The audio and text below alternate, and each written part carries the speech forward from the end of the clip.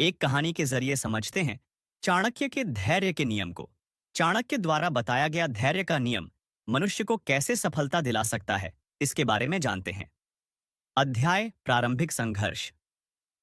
मगध के विशाल साम्राज्य में एक छोटा सा नगर था, वैशाली। वहीं एक युवा ब्राह्मण बालक शिखर अपने माता पिता के साथ रहता था। वह अत्यंत बुद्धिमान था और शास्त्रों में विशेष रुचि रखता था। उसके पिता एक सम्मानित शिक्षक थे, परंतु दुर्भाग्य से जब शिखर 10 वर्ष का था, तभी उसके माता पिता का देहांत हो गया। शिखर को अपने मामा ने अपने घर ले लिया, लेकिन वे उसे बोझ समझते थे। वे उसे प्रताड़ित करते, अपमानित करते और अक्सर उसे भूखा रखते। परंतु शिखर धैर्यवान था। वह अपमान सहते हुए भी ज्ञान अर्जित करने के अपने संकल्प पर अडिग रहा।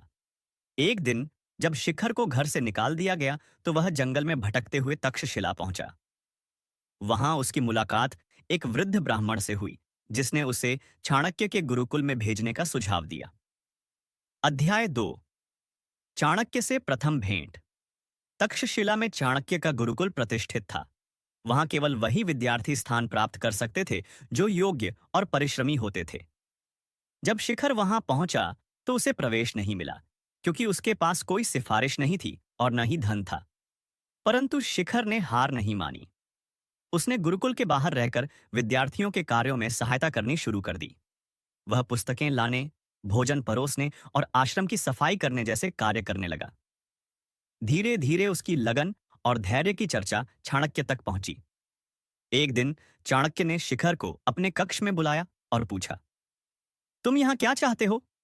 शिखर ने उत्तर दिया, मैं ज्ञान प्राप्त करना चाहता हूं आचार्य।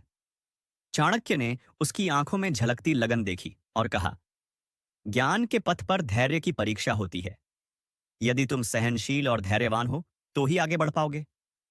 शिखर ने सिर झुका लिया और कहा, मैं धैर्य रखूंगा आचार्य। अध्याय 3। कठिन परीक्षा। गुरुकुल में प्रवेश मिलने के बाद शिखर की कठिनाइयां समाप्त नहीं हुई। चाणक्य ने उसकी परीक्षा लेने के लिए उसे सबसे कठिन कार्य सौंपे। अन्य शिष्यों को तर्कशास्त्र और अर्थशास्त्र पढ़ाया जाता था, लेकिन शिखर को आश्रम के छोटे छोटे कार्य करने को कहा गया। दिन बीतते गए, परंतु शिखर ने कभी शिकायत नहीं की। वह धैर्यपूर्वक सभी कार्य करता और जब भी समय मिलता शास्त्रों का अध्ययन करता।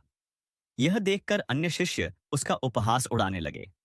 एक दिन चाणक्य ने शिखर से पूछा, तुम्हें दुख नहीं होता कि मैं तुम्हें विद्या देने के स्थान पर केवल श्रम करवा रहा हूं?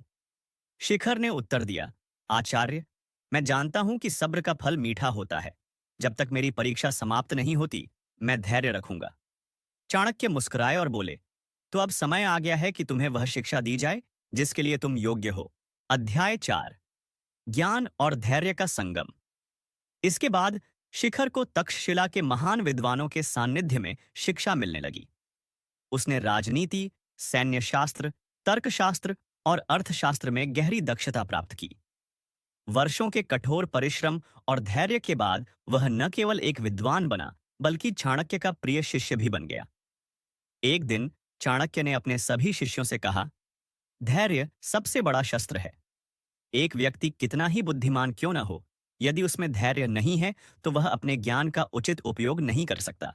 फिर उन्होंने शिखर की ओर देखा और कहा, शिखर इसका उदाहरण है।